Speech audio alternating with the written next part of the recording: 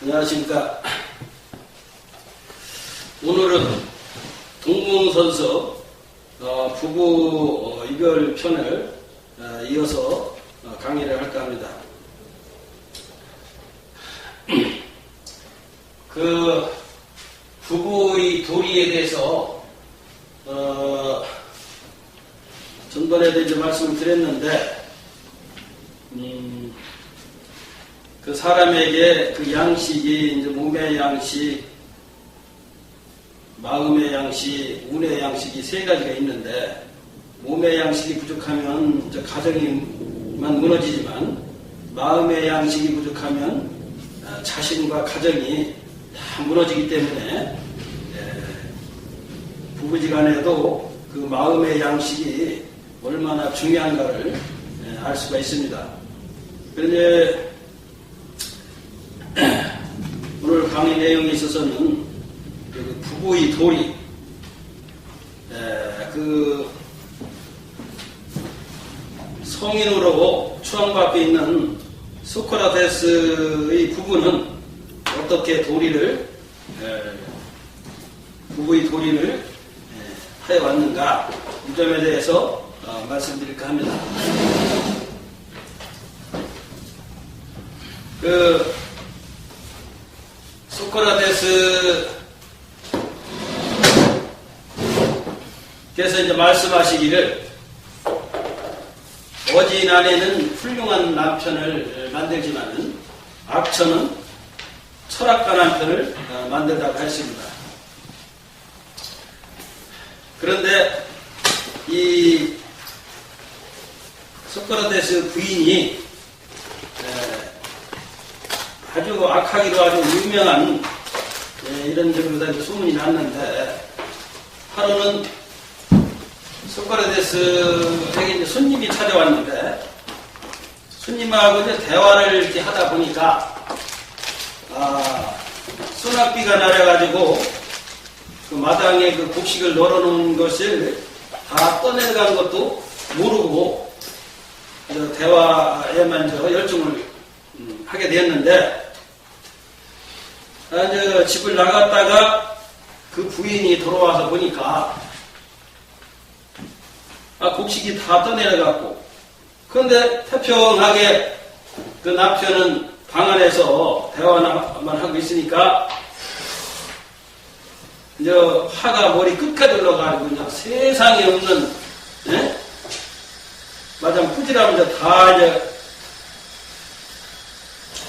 하는데도 이제 그 소크라테스는 이 부인의 성격을 알기 때문에 말 한마디 못하고 가만히 묵묵히 앉고 있으니까 그 부인이 이제 더 화가 나니까 댓글하고 그래도 하야만이 이제 속이라도 이제 좀 덜 화가 나는데, 그러니까 이제 안마당에 가더니 신내가 나는 이제 부적물뚱이를 들고 오더니 손님이 있거나 말거나 그 남편한테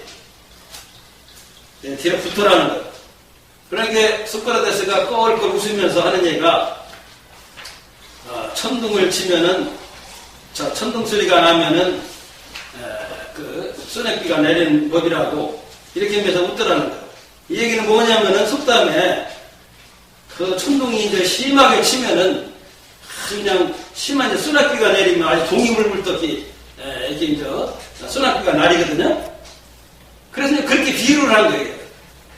그래가지고 그 가정이 이제 깨지질 않은 거예요. 그런 상황에서 이 보통 그런 부부지간 같으면은 사느냐 안 사느냐 막 이런 참 단계가 큰 싸움이 나오고 싸움이 되고 그러는데, 이렇게 이제 슬기롭게 이렇게 이해를 해가지고 그 가정이 이제 무너지지 않고 이제 편안하게 됐는데, 그 후 거기 온 손님이 그 내용을 이제 보고서, 야, 이것은 성인이 아니고서는 이렇게 실천할 수가 없다. 그래서 소크라테스가 실질적으로 이제 그 성인의 반열에 오르게 된 것은 부인의 덕이 아니었던가.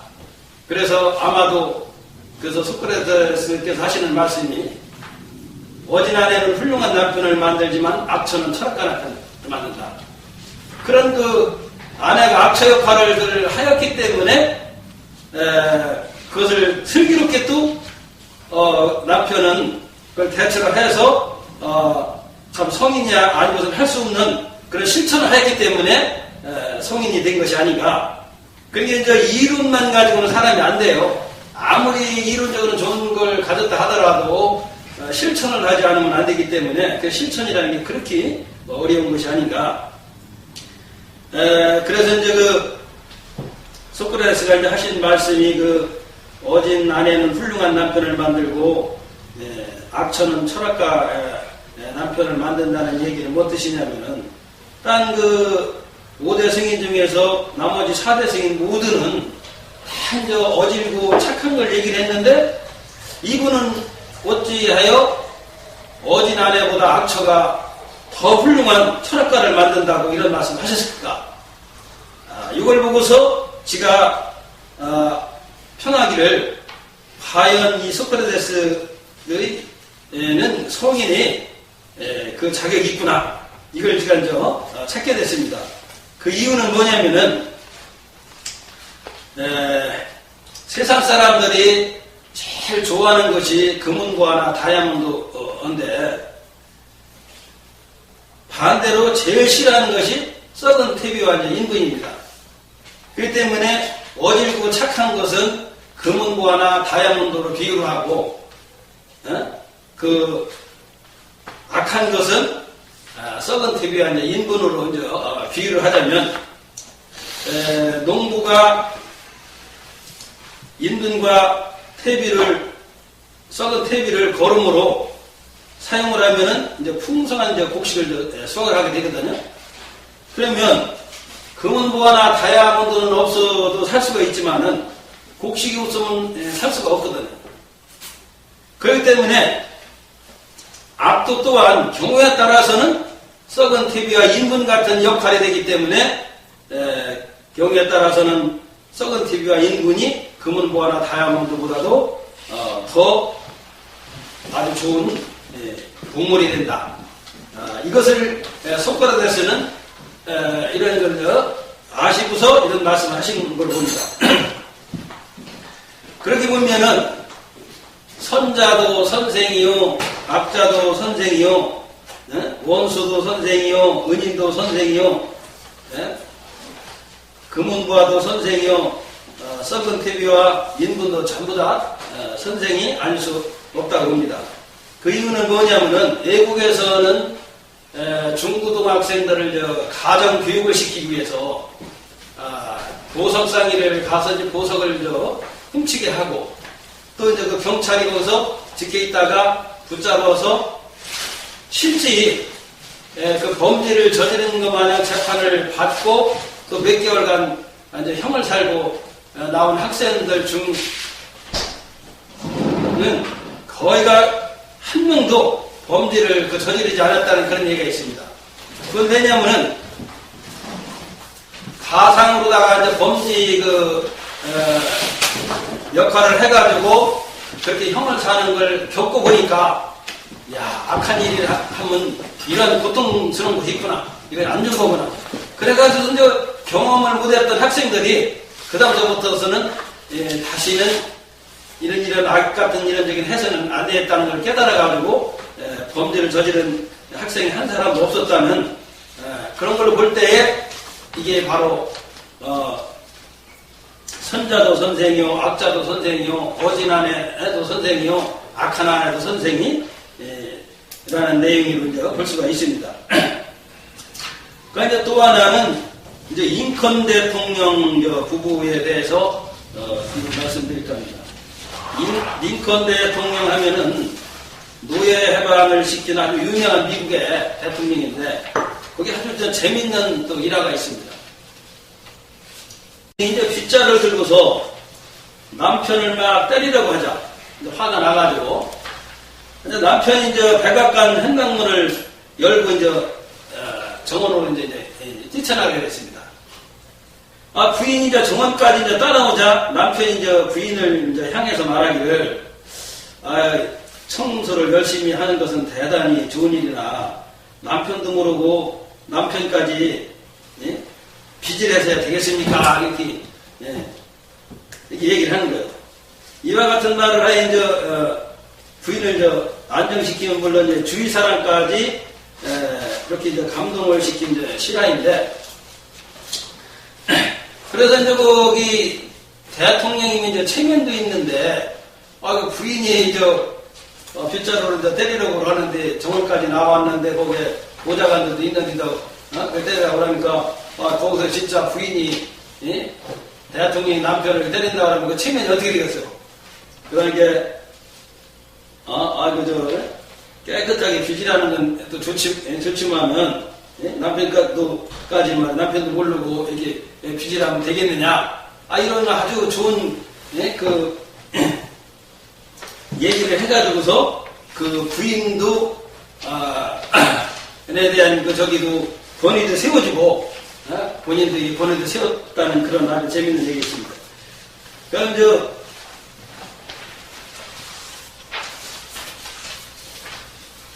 한 번은 이제 링컨 대통령이 하루는 한 시민이 이제 링컨 대통령을 향해서 말하기를, 대통령 아버지가 구두 수선을 하였는데 어찌 이러한 분의 아들을 대통령이라고 말할 수 있습니까? 이렇게 하니까 이 말을 들은 이제 대통령이 화를 내는 것이 아니라 눈물을 흘리며 슬피 이제 울고 있더라는 거예요. 시민이 그 이유를 묻자 링컨 대통령이 대답하기를, 대통령이 되어 업무에 몰두하다 보니 올해도록 아버님 생각을 못하였습니다. 그런데 오늘 와서 아버님 이야기를 들려주고 아버님을 떠올리게 되었습니다. 그러므로 아버님 생각이 너무나 간절하여 나도 모르게 울었습니다. 이렇게 얘기를 합니다. 그게 어떻게 보면 그 대통령 최고 권력자한테 와가지고 아버지가 과거에 구두수선했다는 이 아들이 어떻게 대통령이 될 수 있느냐, 이렇게, 예? 자기 무시한 얘기를 할 때, 이거 얼마든지 처벌도 할 수가 있고 혼내킬 수도 있는데, 반대로 고맙게 생각을 이렇게 한 거예요. 정부에 너무 몰두를 하다 보니까 아버님, 깜빡 잊었는데, 그랬는데 이렇게 아버님 얘기를 해서 나를 떠오르게 해가지고 고맙다고 이렇게 한다. 그리고 이제 시민을 향해서 이제 말하기를, 앞으로 구두 수선할 일이 있으면 보내주십시오. 저 또한 아버님으로부터 구두 수선을 배웠습니다. 아버님을 기억나게 한 담례로 정성을 다해 수선해 드리겠습니다. 이렇게 얘기했다는 거예요. 그러니까 우리 내용을 참고건데 소크라테스의 말씀과 같이 악처는 철학자 남편을 만든다.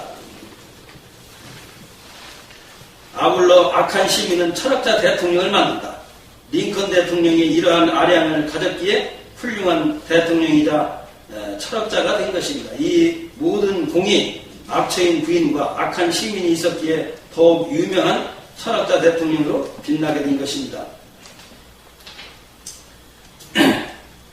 이제 참고로 선도를 자세히 밝힌 경전은 도덕경입니다. 즉 함이 없이 이루어지는 하늘의 무의자연이 도화덕을 이루어져 있음을 뜻합니다.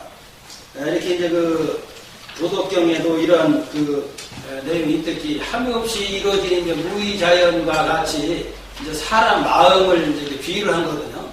그래서 사람 마음이 어질고 착해야만이 이것이 이제 모든 것이 가도도 바르게 다스릴 수 있지. 이 하늘도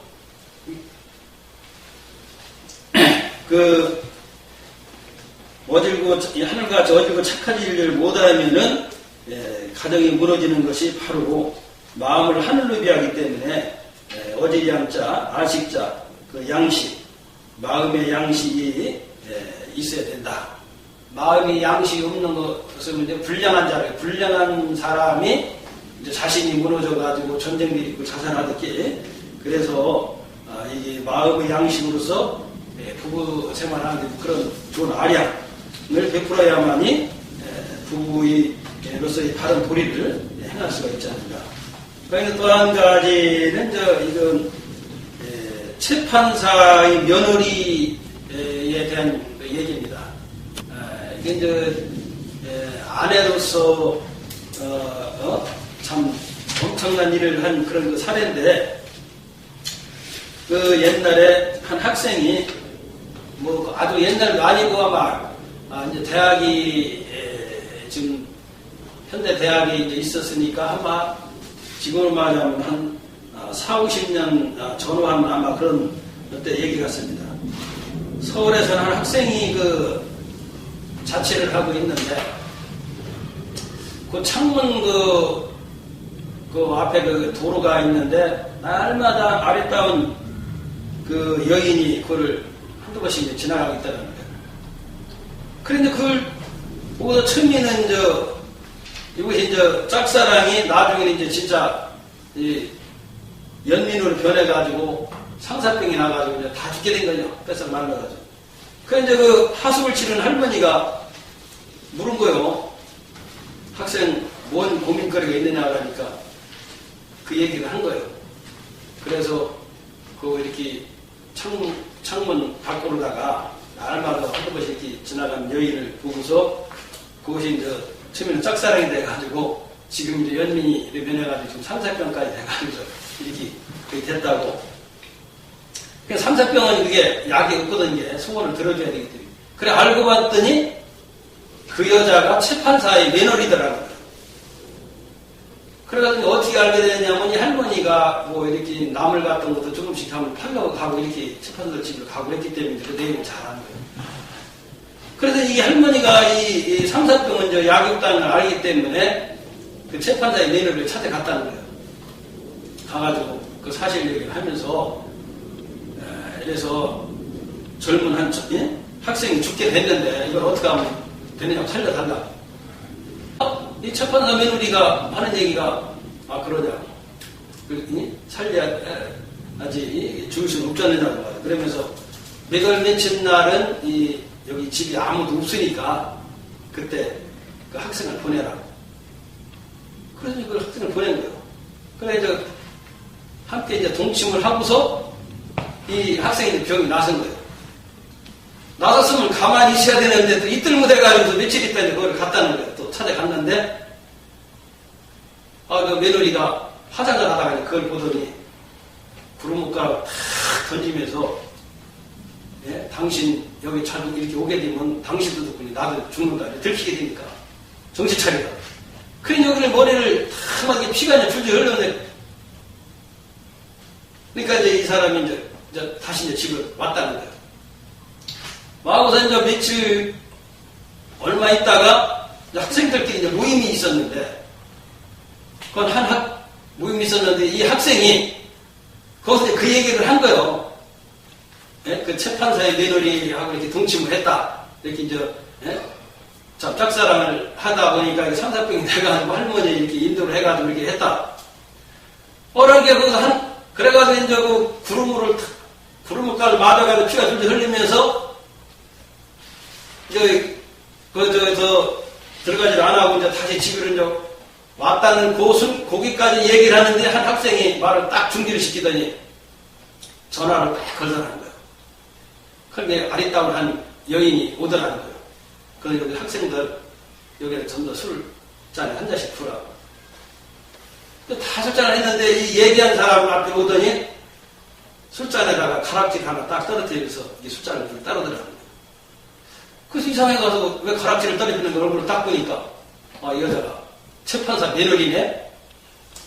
나중에 이제 알고 보니까 그 재판사 며느리 남편이 이제 같은 학생 이제 동료였던 거예요. 그러니까 이제 그 얘기를 들으니까 얼마나 열불이 나갔어 이제.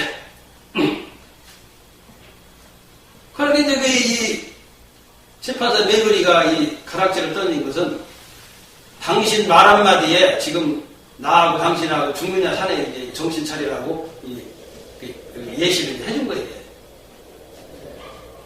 그렇게 나와서 이제 그렇게 하고 나니까 그 학생이 그럼 말을 더 이어서 하라고 하는 게 이 학생이 하는 얘기가 그래 이틀 못 해가지고 또 며칠 있다가 거기를 재판사 며느리를 찾아갔는데 화장을 하고 있더라. 그러게 며느리가 하는 얘가 당신 또 이게 자리에 오게 되면은 당신 듣고 나도 좀 정신 차리라고 부르먹거나 그냥 탁 머리를 맞아 그냥 아파가지고 피가 흘려서 깜짝 놀라 깨고 이게 꿈이었더라. 이렇게 한 거야. 그러니까 그 학생이 하는 얘기가 그러면 그렇지. 네가 우리 집에 개미 새끼 한 마리도 못 들었는데 네가 어떻게 감을 수가 있느냐. 그래서 이제 이렇게 슬기롭게 그 말을 잘해서 살았는데, 이런 경우에, 지금 아참, 결혼한 유부녀가 바람도 많이 피고, 이걸 인해가지고 이혼도 많이 하고, 이 부부싸움도 많이 하는 얘가 지금 비일비재한데, 이런 경우는 이걸 어떻게 이해를 하겠는가? 친남편도 어떻게 보면 친남편으로서 생각할 때는 그 아내가 성인이거든. 성인이 아니고서는 어떻게 그렇게 할 수가 있느냐고. 그러면 병원 같은 데도 그렇잖아요. 사람을 살리기 위해서 남녀이별인데도 불구하고 아가씨든 아주머니든 부모가래 되는 사람, 남자 의사가 여자 손목을 잡는 게 문제가 아니라 배까지 가르고서 해부까지 하고서 수술도 하고 막 이런단 말이에요. 이게. 이러면 이거 다 이게 예에 벗어난 일이기 때문에 남녀이별이 어긋난 거기 때문에 다 처벌받아야 되지. 그게 아니야. 그 사람을 살리기 위해서 했기 때문에 이것은 이제 성인과 같은 아주 선생님 같은 그렇기 때문에 의술을 인술이라고 어지림자. 그래서 이제 인이라는 건 성인이래. 인자는 성인이라고 그랬거든. 그래서 사람을 살리는 의사는 예의가 없잖아. 이게 사람을 살리기 위해서 그런 거 하는 것이지 그냥 자기 쓸데없는 부당한 욕심을 해서 하는 것이 아니기 때문에. 그래서 이렇게 보면은 굉장히 훌륭하게 제대로 이제 바르게 판단하고 이해를 하는 남편이라면은 참 성인과 같은 이게 훌륭한 아내를 뒀다고 오히려 더 칭찬해주고 고맙게 이렇게 해야 되는데 사람을 살렸으니까. 이게 보통 사람으로서는 그렇게 할 수가 없거든요. 그래서 이 재판사의 며느리라는 사람의 상사병이 나는 죽게 된 것은 살렸다는 이런 얘기가 있었고, 또 하나는 남편이 보증을 섰는데, 그것도 보증을 전 재산의 한 3분의 1 정도를 보증을 섰어요. 보증을 섰는데, 이제 빚을 얻어간 사람이 갚을 못하는 게 보증 섰는 사람이 갚아야 될 거 아니야. 그러다 보니 아내 모르게 보증을 섰는데 아내한테 알리지 않을 수가 없는 거예요, 이게. 이제 재산 3분의 1 정도 재산이 갚아야 되니까. 그럼 이런 경우에 진짜 이제 또 부부싸움을 해가지고 또 잘못하면 그걸로 인해가지고 또 이혼까지 하는 수도 있거든요. 소소한 걸 말 한마디 성격도 뭐가 안 맞아가지고도 이렇게 이혼하고 저기 하는데 3분의 1이나 되는 그 재산을 갖다가 아내하고 상관도 없이 이렇게 해가지고 나중에 이것이 터진대. 이거 얘기를 할 때 그 아내가 진짜 가만히 있을 사람이 없단 말이에요. 근데 이제 아내는 그래도 이제 좀 그걸 이해를 한 거예요. 하는데 이 남편도 역시 그렇지. 그냥 돈 띈 거보다도 어떻게 보면 보증서 가지고 갚아준 것이 아마 더 가슴이 더 아프다고 할 수가 있거든요. 내가 필요해서 쓰려다가 이렇게 해가지고, 이렇게 해가지고 이제 돈이, 일단 모르지만 그것도 아니고. 그래서 이 두 부부가 며칠 동안은 진짜 그냥 고민해서 이제 밥을 먹은들 제대로 하지. 밥이 맥히고 없고 잠을 먹었어, 이게. 그래가지고 이제 아주 살을 또 빠질 때는 빠지고, 식물 전폐할 정도로 이렇게 됐는데 하루 이제 남편이 생각할 때, 이거 뭐가 잘못됐다, 크게 잘못됐다. 왜냐? 괴로워야 할 사람은 돈을 띈 사람이 괴로워야 하잖아. 그렇잖아요. 괴로워할 사람은 죄를 짓고 나쁜이라는 사람이 에게 괴로워야 되지. 나는 보증을 서가지고 돈 얻은 사람이 못 갚으면 내가 대신 갚아서 좋은 일을 했는데, 좋은 일을 하면 즐겁지를 못할 망정, 내가 왜 더 괴로워야 되느냐, 이게. 이게 뭐가 잘못된 것 아니냐. 이 생각을 하게 된 거예요. 그러면서 하는 얘기가, 이제 아내한테 하는 얘기가, 우리가 왜 이렇게 괴로워해야 되느냐. 좋은 일을 하면 즐거워야 되는데, 즐겁지를 못할 망정, 내가 병이랄 정도로 괴로워진다는 건 뭐가 잘못된 거다. 우리가 이걸 잘 한번 생각을 해보자. 그 돈을 띈 사람은 얼마나 힘이 들었기 때문에 그걸 갚지를 못하고 돈을 떼었느냐. 그렇기 때문에 나는 그 사람이 어려운 그 저길 갖다가 내 돈을 보증서기 때문에 갚아줬기 때문에 나는 좋은 일을 한 것 아니냐. 그럼 좋은 일이라는 건 뭐냐? 예를 들어서 재벌들한테 가가지고 아이고 어려울 때 이게 보태스라고 한 2, 30만 원이라든지 이게 주게 되면은 귀팅백이 안 맞으면 다행이야. 누구를 갖다 사람을 무시하느냐고. 그러니까 재벌들한테 돈 많은 사람들 그러니까 그러나 이제 가난한 사람들 길거리 가면 말하자면 몸도 불편하고 이런 사람들이 일반 바가지 하나 들고서 이렇게 이제 동량을 구하는 사람 그런 사람들은 1,000원만 하더라도 주더라도 그냥 엄청나게 고개를 숙이는데 어디 몇십만 원 준다 하면 이건 말도 못하게 이런 그 참 공덕이 되는데 그러니까 내 돈을 내가 이제 갚아준 말하자면 돈을 건사 갚지 못한 사람은 얼마나 어려워야만이 그걸 못 갚았느냐. 그런데 공덕은 이렇게 배가 부른 사람한테 밥을 주는 것보다 배고픈 사람한테 물 한 그릇 주고 밥 한 술 주는 것이 공덕이 더 크덕히 우리는 진짜 보람 있는 공덕을 했지 않느냐. 우리 형편에 일부러는 이런 공덕을 하고 싶어도 하기 어려워. 전 재산을 가지고서도 넉넉히 살 형편이 못 되는데 그러게 이번 기회에 우리들이 이렇게 공덕을 쌓았다고 생각을 하자. 이렇게 했더니 그 안식구가 그 얘기를 듣고서 그냥 그 한마디로 다 이해를 해가지고 이것이 이제 가정이 이제 편안하게 된 그 한 가지 그 예가 있어요. 이것도 이제 부부에 대한 바른 도리. 이게 부부지간에 참 싸우게 되고 헤어지는 것도 다 재산 문제, 또 성격이 안 맞아, 바람 피고 뭐 여러 가지 되잖아요, 이게. 그래서 이제 이런 제가 또 있었고, 이제 또 한 가지는 뭐냐면은 이제 첫날 밤 부부지가가 되면 이제 그 첫날 밤을 즐겨야 되는데 지금이야 뭐 얼마나 좋은 세상이요. 그냥 뭐 이렇게 3년 이상씩 이렇게 교제를 하다가 이제 성격이 안 맞으면 헤어지고 성격이 맞으면 이렇게 이제 결혼을 하고 그러는데 옛날에는 어떻게 된 것이 첫날 밤이나 그 신벌구를 봤다는 거예요.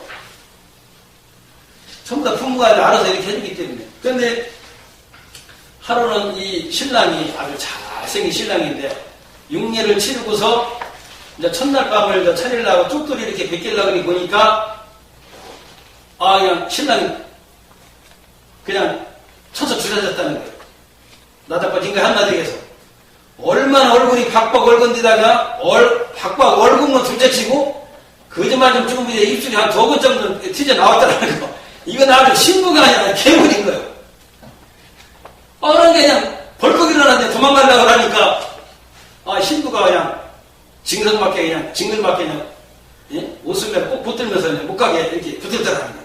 그게 더 징글맞아가지고 그냥 막 뿌리치려고 하니까 서방님, 제가 서방님을 이렇게 붙들려고 그런 것이 아니라 제가 잠깐 한 말씀 드릴 게 있어가지고 잠깐 붙들었습니다. 이렇게 잠깐 제 말씀을 들으시면은 내가 이걸 놔드리겠다.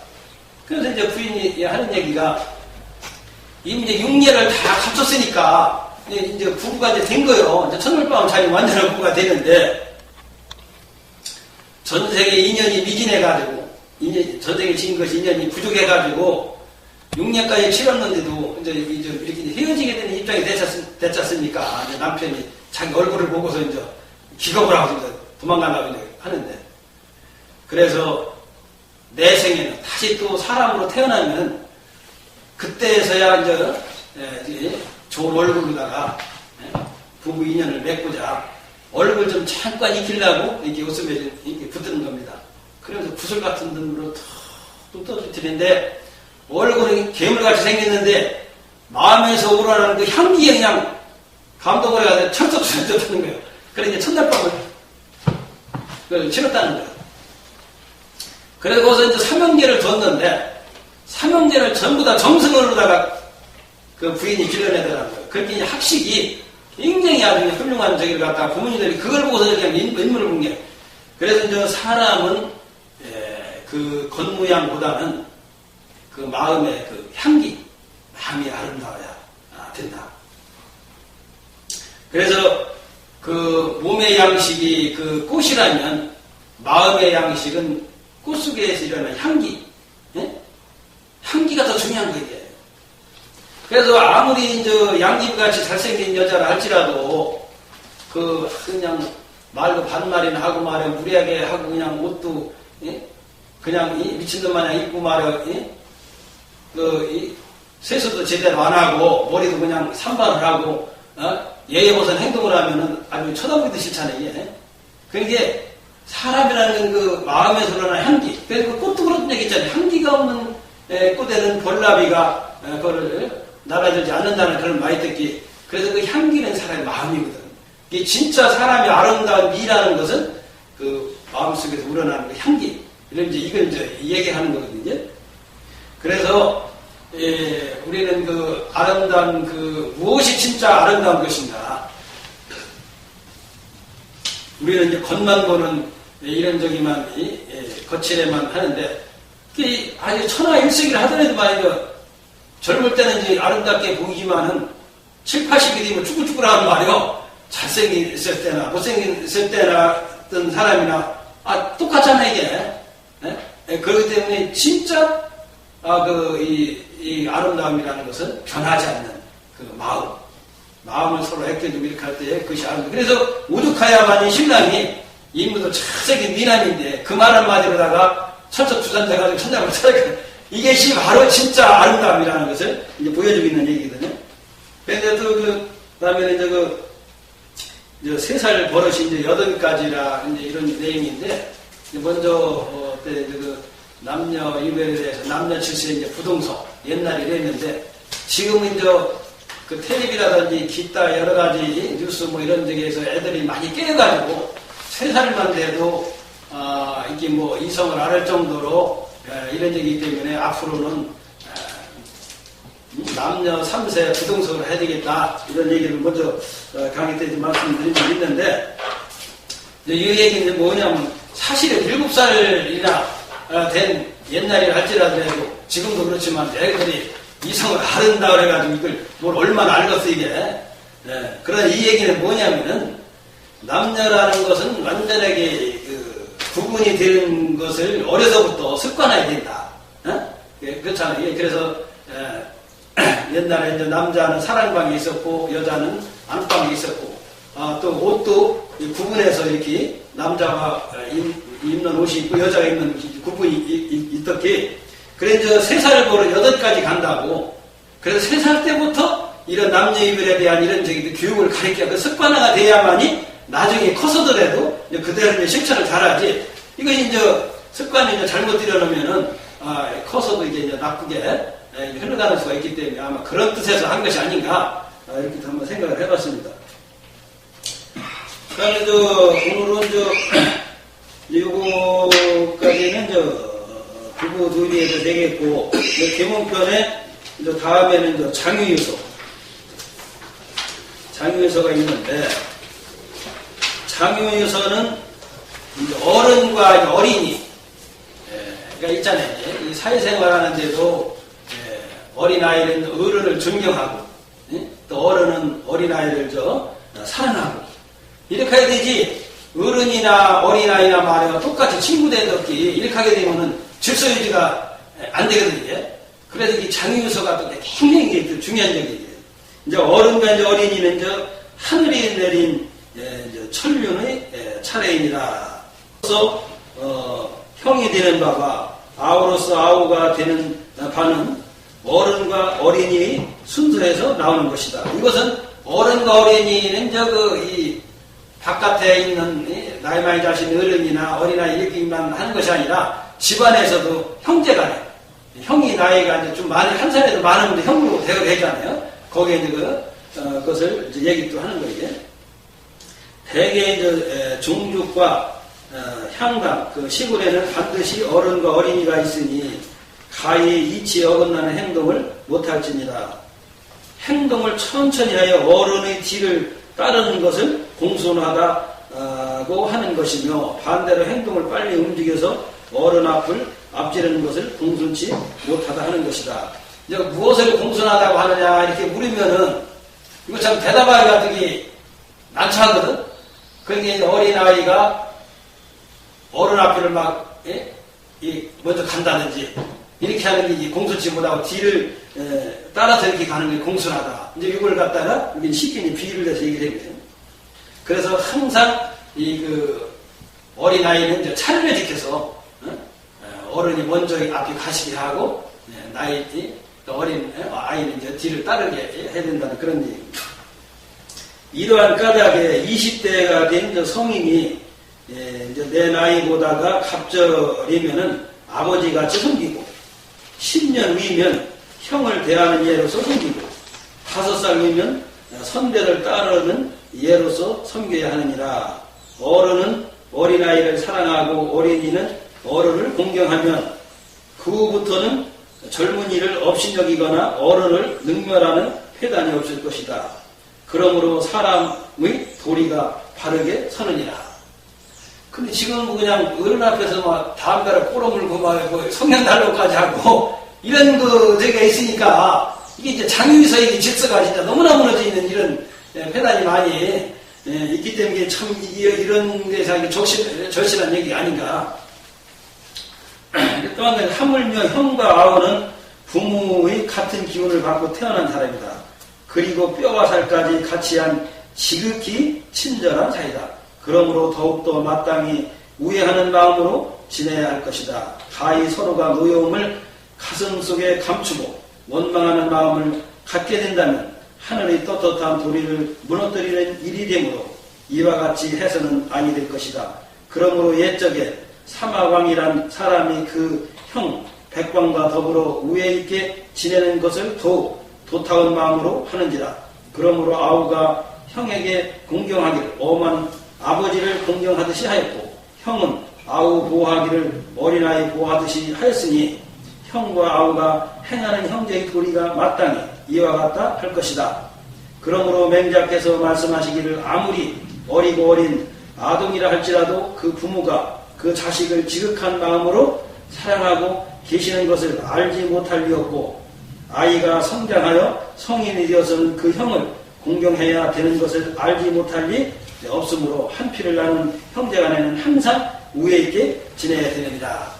그런데 이 얘기는 뭐냐면 그런 말이 있잖아요. 이게 소년가장, 소녀가장이라고 했더니 그 부모가 일찍 돌아가시면은 거기에 그 제일 맞으면 누나라든지 그좀 맏형이 그 가장 역할, 부모 역할 하잖아요. 이게 그렇게 형을 공경하는 것도 부모 공경하듯이 이렇게 해야 된다. 그러고 형은 아우를 갖다가 부모가 자식 사랑하듯이 이렇게 이제 사랑해서 해야 된다. 그러고 이제 우리 친손녀가 이제 돌 지난 지 얼마 안 됐는데 얘도 그 말은 엄마 아빠만 이렇게 저기하지 마요. 눈치는 매매요. 지금 엄마 알아보고 나한테 할아버지한테 오라고 하면 지 엄마한테만 간다고 이러는 거야. 이제 막 이렇게 하고 이제 부채를 주면은 부처보라 이게 부채질을 하고 이게 말귀를 많이 알아들어요. 그렇기 때문에 여기 이제 뭐 부모가 나를 이뻐하고 이뻐하지 않은 걸 다 알듯이 이 얘기를 한 거예요. 그래서 어려서부터 이렇게 습관을 들여가지고 공경하는 마음, 사랑하는 마음을 가져야만이 우애 있게 이제 잘 지낼 수 있다는 이런 얘기를 한 거예요. 그리고 다음에는 이제 친구지간에 있어 그 도리를 내긴 부모유심. 친구는 같은 무리의 사람으로 나이가 비슷한 자를 말한다. 그러므로 친구에 있어 세 가지 유익한 친구가 있고 세 가지 손해를 끼치는 친구가 있으니 세 가지 유익한 친구는 첫째 정직하며 둘째 신의가 있으며 셋째 지식이 있으면 유익하고 친구를 사귀는데도 이 세 가지를 구비한 그 친구를 사귀어야 자기가 유익함을 얻는다는 그 뜻이란다. 세 가지 이제 손해를 주는 친구는 첫째 편벽이라는 건 아첨으로 한쪽에만 치우쳐 이제 정직함이 없으며 둘째 선유 착하되 줏대가 없어 신의를 지키지 못하며 셋째 편형 말만 앞세우되 지식이 없으면 친구로부터 손해를 보느니라. 참다운 친구란 그 덕으로서 친구를 대하는 사람이니라. 그래서 이제 이 부모책선이라는 말이 있어요. 스승과 부모님의로부터 이제 교육을 받는 다음에 이런 친구 간에 이제 에서는 이제 책선이라고 해가지고 친구가 잘못하는 걸 친구끼리 이렇게 서로가 이렇게 꾸짖어주고 이렇게 하는 것을 이제 그 친구라고 하기 때문에 그래서 친구를 잘 사귀어야 된다. 그래서 여기는 첫째 정직한 사람, 둘째는 신의가 있어야 돼. 정직하지 못하고 신의가 있고 이렇게 약속도 안 지키면 안 되거든. 그러니까 또 지식이 있어야 돼. 아는 게 있어야 또 내가 배울 점이 있지. 지식도 없고 여기는 반대되는 행동하고 말이야. 정직하지 못하면은 이제 부당한 일에서 못된 나쁜 일을 하는 그 친구란 말이야. 신의라고 약속도 안 지키고 나쁜 사람. 아는 게 없으니까 무식하는 게 이제 배울 점도 없다는 거야. 그래서 이런 적에는 사귀어서는 안 된다.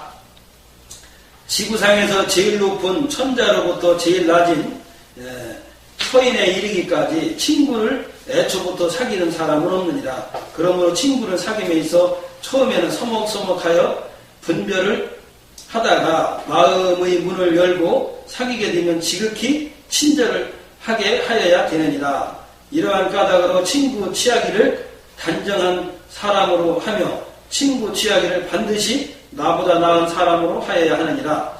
그러므로 마땅히 잘못된 점을 신뢰로서 간절히 충고하는데도 친구가 잘못을 고치지 않으면 더 이상 사귀지 말지니라. 그게 잘못하는데도 그 충고를 했는데도 그걸 알아듣지 못하고 실천을 못하면은 그런 친구하고는 더 오래도록 사귀지 말고 헤어져야 된다. 이제 그런 진실 후 친구와 사귀며 노는 자가 학문과 덕행은 닦지 않고 다만 친하게 만나 잡담과 장난으로 친하게 지낸다면 어찌 능히 오래도록 사귈 수가 있으리요. 옛적에 안자는 사람으로 더불어 사귀되 오래도록 공경하는 마음으로 사귀니 친구를 대하는 도리가 마땅히 이와 같다고 할지니라. 공자께서 말씀하시기를 친구로부터 믿음을 얻지 못하면 윗사람에게도 믿음을 얻을 수가 없느니라. 그러므로 친구에게 믿음을 얻는 도리는 부모님께 효도를 하는 것이 될 것이다. 즉 부모님께 불효하는 사람은 친구로부터 신의를 얻지 못하기 때문이다. 그렇기 때문에 부모에 불효하는 사람은 친구간에도 신의를 지키지 않는다.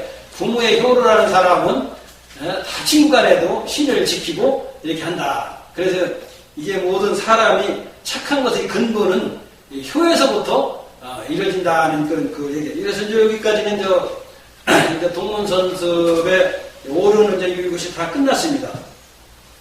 그냥 여기 이제 총문편에 대해서 이제 어떻게 나왔냐면 이 5가지 오품은 이제 이 오륜을 말한 거예요. 오품은 하늘이 펴신 법전이요 사람의 도리의 본대에 있는 바라. 그러므로 사람의 행실이 이 5가지를 벗어나지 못하나니 오직 효도만이 100가지 행실이 근원이 되느니라. 그러므로서 효자가 부모님을 섬기는 데는 닭이 처음 울거든 세숫물과 양침물을 준비하고 부모님 계신 곳에 가서 조용히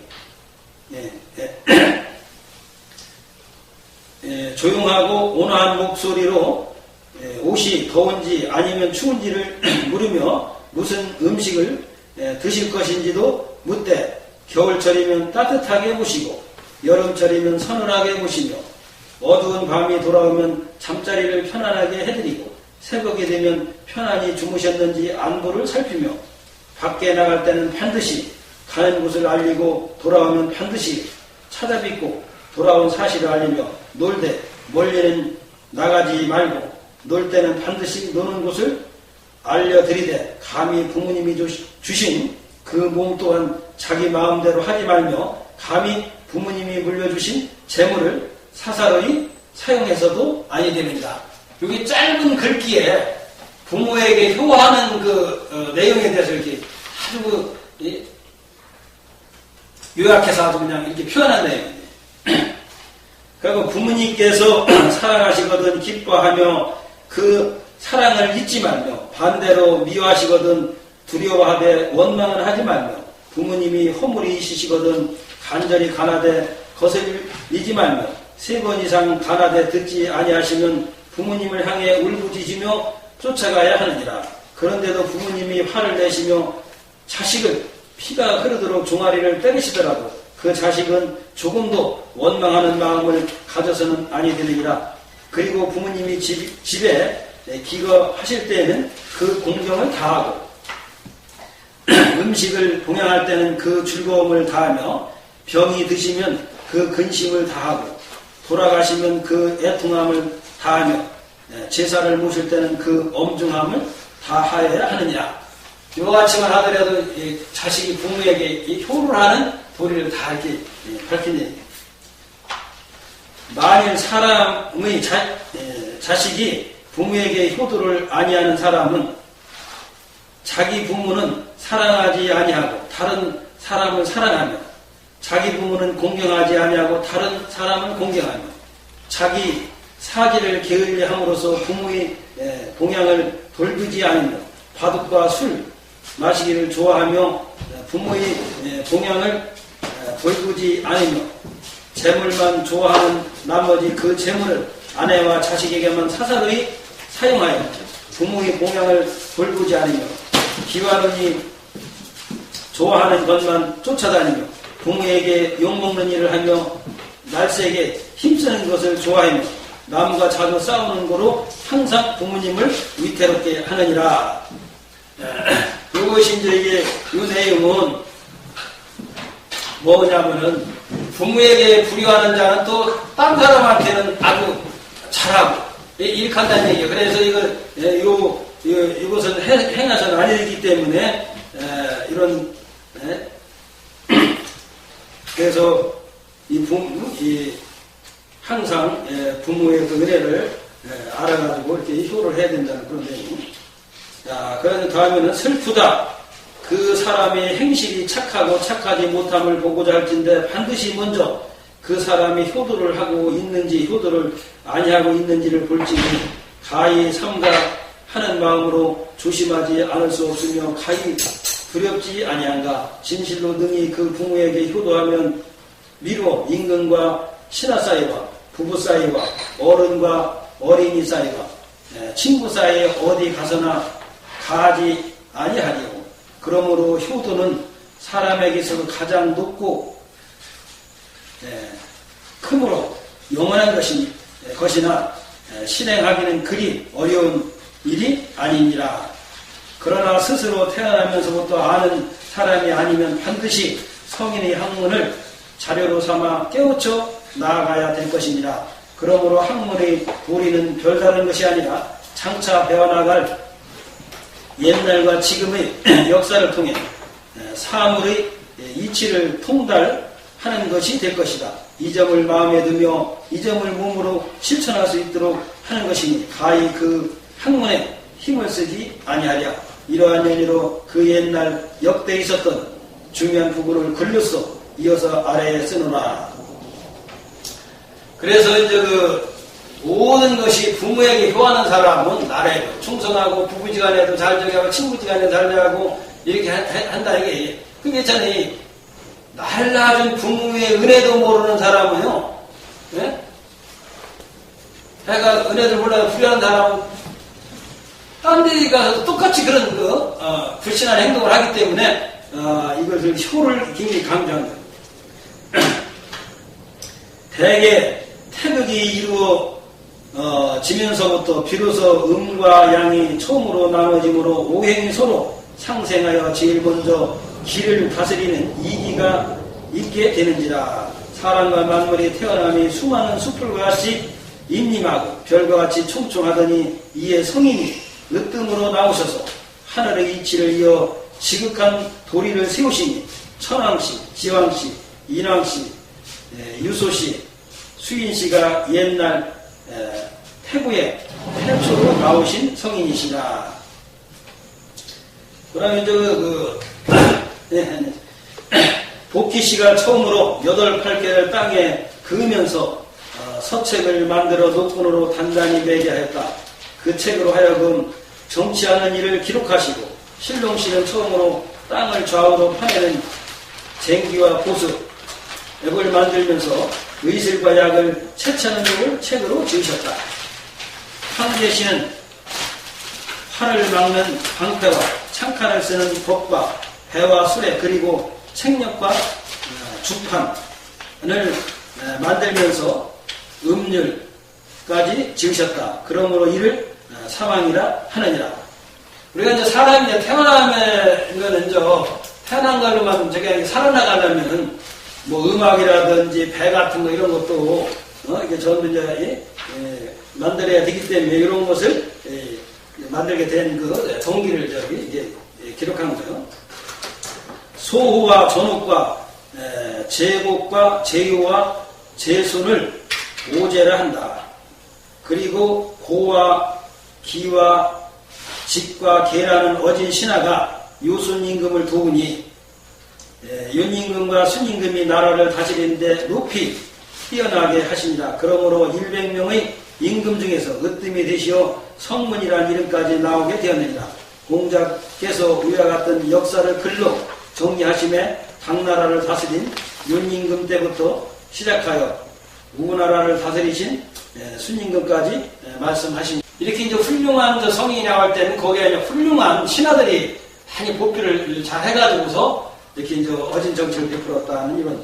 그래서 역대 이제 윤임금, 순임금을 아주 제일 친 것이 여기 이제 기록이 되어 있는 거예요. 하우는 이제 하나라, 윤임금과 탕나라, 이제 상나라, 탕임금과 주문왕 무왕이 바로 사망이 되시니 왕위에 계시던 연도가 혹은 400년 혹은 600년 혹은 800년이라 하나니 3대를 이어서 융성한 정치를 하셨다. 그 후로부터는 사망의 융성한 정치를 이룩한 왕은 없었다. 그리고 상나라의 이윤과 부열, 주나라의 주공과 소공은 다 어진 신하다. 주공은 예법을 짓고 악법은 그 음악을 말하네요. 악법을 지으시니 그 책이 전장법도이다. 그러므로 나라를 다스리는데 지극히 빛나는 것을 갖추더니 그 나라가 쇠퇴함에 이르러서는 옥패, 지한공, 진문공, 진목공, 송양공, 초장왕과 모든 신하를 이끌어서 왕실을 바르게 하니라. 공자는 하늘이 내리신 성인으로서 수레를 타시고 천하에 있는 수많은 나라를 돌아다니시며 어진도를 펴고자 하셨으나 그 뜻을 이루지 못하시어 시와 서의 문장을 바르게 수정하시며 예법과 음악을 바르게 정리하시며 주역을 편찬하시며 춘추시대의 역사를 바르게 수정하시어 지난나라의 성인과 성분께서 이룩하신 훌륭한 업적을 후세까지 이룰 수 있도록 학문의 길을 열으셨느니라. 그러므로 그 도를 이어서 전도하신 분은 안자와 증자이니라. 그 내용을 기록한 사적은 논어에 있나니라. 그리고 증자의 문인이 대학을 지으니라. 여러 나라가 나누어져 있으면서부터 방패와 창을 만든 무기로 날마다 침공하여 전쟁이 그치지 아니하므로 결국엔 여러 나라가 생기게 되니 진나라, 천나라, 연나라, 제나라, 한나라, 윗나라, 조나라 일곱의 칠흥이 되니라. 그 후 공자의 손자 자사가 중용을 지으시고 그 문인의 제자 맹자가 왕도 정치를 바르게 시행할 수 있는 도를 제나라와 양나라에서 베풀었으나 그 도가 또 행해지지 못하여 맹자가 7편의 책을 지으셨으나 이익만을 추구하는 이단이 종행하여 우리 도를 전하지 못하였느니라. 그래서 이게 공자님도 도를 필라다가 제대로 못 폈고 맹자님도 그랬고 그래서 이제 그 글로다 이렇게 공자님이 후세 사람들에게 있게끔 내셨는데 이제 지금에 와서 이렇게 볼 때에는 이 공자님의 도는 그 선대유자가 사람이 더하기 전 찾은 숫자를 합치기 때문에 사람의 도리를 찾은 사람이 선비다. 근데 이제 사람을 이제 선비라고 하고 또 사람이 바로 성인이거든요. 이게. 왜냐하면 천지 부모의 아들이기 때문에 이 천지 부모의 아들은 천자가 바로 성인이기 때문에 그래서 우리가 이제 그 사람이라 하면은 바로 이제 성인이 되는 건데 그래서 이 유교 학문을 이렇게 다 이렇게 통달해서 깨치게 되면은 바로 거기에 이제 5대 성인의 진리가 다 들어있지 않는가 그래서 먼저 이 천자문에도 이제 그 강의할 때 보면은 그 연정치엄이라고 맑은 연못에 이 거기가 이제 만상이 비치듯이 그 불가에서는 일천강물에 일천달이 비친다. 그 고요한 강물에 그 달이 비치는 이게 불교하고 유교하고 일치가 되잖아요. 그 성품을 고요하게 가지면은 고요한 강물에 달이 비치고 고요한 연못에 거기 모든 만상이 비치듯이 그 고요한 그 연못에 내 얼굴이 비치면 내 이성을 나를 보는 거 이게. 그게 이성이라는 건 내가 내 이성을 찾지를 못하면 이성을 잃게 되면은 뭐 그냥 이 전쟁도 일으키고 그냥 자살도 하고 막 이렇게 하는 것이 바로 그렇거든요. 그래서 항상 사람은 슬픔을 고요하게 가야만이 내가 내 자신을 비춰볼 수가 있기 때문에 그 한 얘기는 아주 유교하고 불교하고 일치가 돼요. 이거 내 유교뿐 아니라 이제 기독교라든지 무슨 뭐 도교라든지 다 똑같이 그렇게 일치가 되는 거예요. 이름만 틀리지 진리는 다 똑같은 거예요. 그래서 유교의 이제 학문을 제대로 이제 이해를 하게 되면은 거기에 유불선대의 진리가 다 들어있기 때문에 다 성인 분자가 되고 신선 부처도 다 이룰 수 있지 않는가. 지금 이것을 이제 번역을 하면서 그 엄청난 그전에는 그 젊었을 때는 그냥 건석으로만 이렇게 그냥 읽어서 몰랐는데 이걸 세밀하게 번역을 하다 보니까 그래서 네가 불교 공부도 해보고 그 예수님에 대한 그 성경도 좀 공부를 해보니까 내내 똑같이 들어있는 거예요. 또 성경에도 또 공자님 말씀, 부처님 말씀 그거 다 들어있고 불경에도 예수님 말씀 다 들어있고 그래서 한 가지 종교만 그 제대로 해석을 하면은 여러 가지 종교를 공부를 안 해도 다 오대승인에 통할 수 있다는 것을 이제 깨닫게 된 거예요. 그건 왜 그러냐면 산 위를 가는데 5군데가 있어. 정상을 올라가는데 동쪽, 서쪽, 남쪽 뭐 여러 가지가 있거든요. 그러는 길 가도 올라가는 그 목적은 똑같았기 이제 그런 같은 거예요. 그래서 이제 진시황에 이르러 만리장성 유명한 적 있잖아요. 진시황 때 그 만리장성인데 진시황에 이르러 둘로 분열된 주나라를 삼키고 6나라를 멸망시키며 봉건의 제도를 없애고 군과 현을 두며 시전과 서전의 책을 불사르고 선비를 땅구덩이에 묻으니 2대에 가서 그 나라가 멸망하였느니라. 한 나라 고조는 벼슬도 하지 않은 사람으로 일어나 임금의 업을 이루어 400년이 흘렀다. 그 후 명나라 때에 서역의 불교가 비로소 중국에 들어오게 되었느니라. 그 불교가 들어온 거 명나라 때 들어왔다는 것도 역시 이제 기록이 됐네. 그렇게 하고 총나라, 한나라, 오나라가 세 나라로 숫기와 같이 대치하고 있을 때에 제갈량이라는 사람이 대의를 쫓아 한나라 유비를 돕다가 병으로 군중에서 죽느니라. 진나라가 천하를 통일한 후 100년이 넘더니 다시 송나라, 진나라, 양나라, 진나라가 남북으로 나누어지니라. 그 후 수나라가 다시 하나로 통일을 한 후 30년을 다스렸느니라.